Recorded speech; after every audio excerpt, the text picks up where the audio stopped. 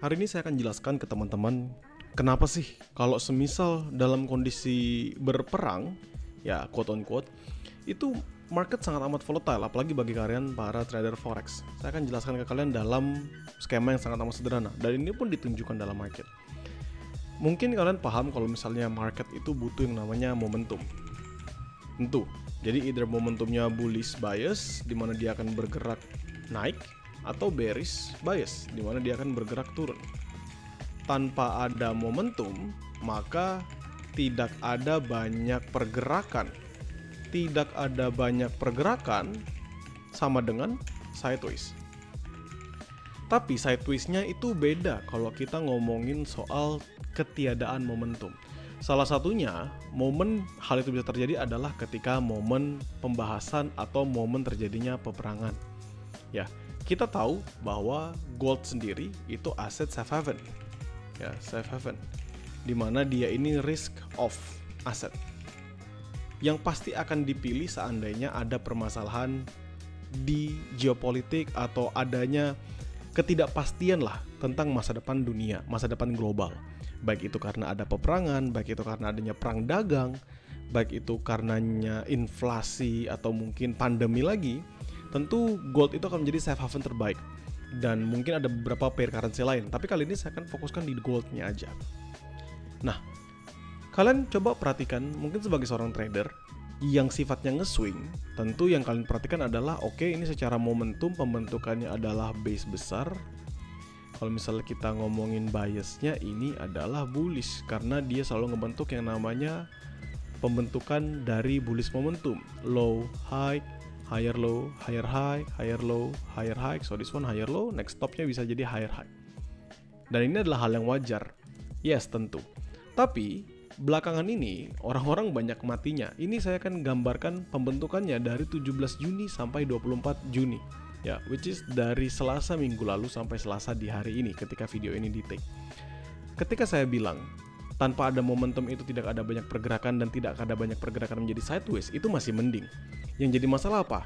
Tidak banyak momentum atau tanpa adanya momentum menimbulkan atau memunculkan yang namanya volatility. Kalian bayangkan teman-teman sekalian, andai kata kalian adalah trader normal aja, trader yang day trader lah. Kalian day trader, kalian trade mungkin setiap harinya, kalian pasang SL di 30-an pips contoh. Atau misalnya SL di 50-an pips lah kita anggapan. Kalian buy atau sell, terserah. Kalian harus perhatikan pembentukan yang terjadi di dalam market ini. Contoh kita di Selasa 17 Juni. Harga open 3385, highest-nya jadi 3403. Sangat amat kenceng ya teman-teman ya. 3385 ke 3403. Anggap aja ke 3405, itu kan berarti di 200-an pips teman-teman untuk pergerakan naiknya. Dan lowest-nya di 3366. Dia drop dalam sampai ke 3366. Ya ini kan pembentukannya. Tapi kalau kalian lihat open dan close-nya itu bedanya cuma 30 pips. Open-nya di 3385, close-nya di 3388. Artinya apa? Artinya sepanjang hari dia hajar trader-trader ini atas bawah, atas bawah, atas bawah hanya untuk close 30 pips berbeda dari awalnya saja. Nah, mungkin ini ada perubahan yang signifikan di hari Rabu 18 Juni. Open-nya 3388, highest-nya 3399. Lalu lowest-nya di 3362, close-nya di 3369. Lumayan jauh ya kali ini ya, karena 3388 ke 3369. Kalau kita bulatin jadi 3368, itu around 200 pips lagi perbedaannya. Nah, sekarang kita lihat hari Kamis, Jumat, dan Senin. Ketika kita sudah mulai mendapatkan berita-berita atau informasi-informasi tentang peperangan, termasuk juga perang-perang yang terjadi di mana penyerangan negara A ke negara B, nanti negara A dibantu sama negara C untuk bantu nyerang lagi fasilitas nuklirnya dan lain sebagainya. Kalian bisa perhatikan, open di 3369, highest 3387, lowest 3347, artinya dia naik atas dan turun bawahnya kencang, hanya untuk close di 3370, beda 10 pips. Jumatnya, open 3370, highest 3374, lowestnya 3340, close-nya di 3367, beda 30 pips. Dan yang di hari Senin, open 3367, highest ke 3395, lowestnya di 3347, hanya untuk close di 3369, beda 20 pips. Artinya apa? Seandainya kalian adalah trader yang mungkin stop loss dan take profitnya tidak ada, maka dari 3 hari yang lalu, anggap aja kalian movementnya benar. Di sini kalian buy, di sini kalian sell, di sini kalian buy. Anggap aja movementnya kalian benar ya. Jadi masing-masing profit yang kalian dapatkan adalah 10 pips. Lalu di sini 30 pips dan di sini 20 pips. Jadi total ada 60 pips. Hanya itu saja, teman-teman sekalian. Kalau kalian open dan close-nya adalah mengikuti marketnya sendiri di daily. Nah, ini yang menjadi tidak menarik menurut saya. Kenapa? Karena tentu bukan tidak menarik sih. Ini menjadi dua mata pisau, ya, 2 mata pisau. Di satu sisi pisaunya ini memberikan potensi profit yang besar. Anggap aja kalian di sini sell drop bawah, makan buy di bawah lagi, makan lagi ke atas, cocok. Tapi kalau kebalikannya gimana? Kalian buy di atas, dia drop ke bawah, kalian sell lagi di bawah karena ngerasa dia bakal turun lanjutan, malah dia balik lagi ke atas, maka kalian 2 kali matinya. Nah, inilah yang saya bilang bahwa trading itu tidak cuma sebatas kita memperhatikan dari sisi teknikal, tapi terkadang kita juga harus melihat dari momentum, termasuk juga, ya sebenarnya momentum adalah part of technical ya. Momentum yang terjadi karena adanya ketidakpastian. Kita lihat di candlestick H1. Kalian bayangkan, ada berapa banyak trader, ya saya bilang berapa banyak trader, yang terjebak dengan 3 candlestick ini aja. 3 candlestick ini aja. Mungkin ada yang bilang, ya ini kan belum breakout. Contohnya, misalnya kita anggap tariknya body to body. Ini kan belum breakout, jadi di sini adalah fake breakoutnya. Ya mungkin ada yang sudah makan buy duluan terlebih dahulu di sini. Ketika dia berhasil nge-sweep habis, teman-teman lihat momentumnya mengalami penguatan, dari indikator RSI-nya menguat, dari MACD-nya juga mengalami penguatan.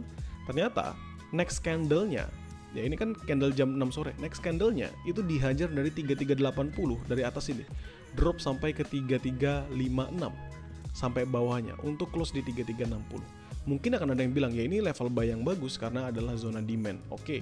Tapi kan kalian tidak merasakan, atau mungkin kalian tidak melihat ketika penurunan yang signifikan ini terjadi. Pun kalau misalnya penurunan yang signifikan ini terjadi dan dibalas candlestick selanjutnya adalah bullish, tidak pernah terfikirkan bullish selanjutnya akan bergerak sangat amat signifikan, teman-teman. Bergerak sebanding dengan pembentukan sebelumnya. Lihatin, ini sebanding dropnya. Ini kalau misalnya kita balik aja bentuknya, ini sama, teman-teman sekalian. Kalian dari atas ke bawah ini dengan dari bawah ke atas ini sebenarnya hampir mirip. Kalau misalnya kita pakai rentang harga dari atas ini ke bawah sini, itu di 0.72% minusnya. Kalau misalnya kita balik ke atasnya ini sampai paling atas di sini 0.82, beda 0.1. Tapi it's actually the same things. Ya, it's actually the same things. Jadi ini yang saya bilang bahwa volatility yang terjadi di dalam market itu adalah sebuah hal yang bisa menjadi keberuntungan. Contoh, kalian buy terus dia memang volatility terbang ke atas, which is a good things. Tapi kalau misalnya dia menjadi masalah bagi kalian, di mana kalian buy dia drop dalam, di mana kalian lanjut sell dia malah terbang balik, itu akan menjadi sebuah masalah. Kalian akan lelah dan kalian akan mulai merasa kayaknya trading itu nggak cocok deh buat saya. Buktinya ini saya dibolak-balik. So apa saran saya? Apa inti dari pembahasan saya? Momentum, volatility itu bisa terjadi bukan sebatas karena teknikal yang mungkin kalian sudah pelajari atau sebatas dari fundamental dari news-news yang ada, melainkan juga bisa dari informasi-informasi geopolitik, termasuk juga peperangan yang sedang memanas. Itulah kenapa market sedang tidak begitu menarik yang bisa dilihat atau dianalisis dengan logika yang lebih sehat. Itu satu. Yang kedua, ini menjadi gambaran bahwa dalam trading itu ada yang namanya volatility, di mana volatility ini bisa menjadi sahabat kita dan bisa menjadi musuh besar kita. Itulah bagaimana caranya kita sebagai seorang trader. Pinter aja nggak cukup, kita harus pinter-pinter. Artinya kita harus bijak dalam trading, kita harus paham kapan harus keluar, kita harus paham kapan kita perlu masuk, kita harus paham di loss kesekian berapa kalinya yang kita harus cukupkan, atau di profit keberapa kita harus juga cukupkan. Ya, menurut saya itu akan menjadi membantu kita sebagai seorang trader dan memahami bahwa pergerakan di dalam market itu sangat amat dinamis dan sangat amat bisa berubah seiring berjalannya waktu. Semoga membantu buat kalian semua.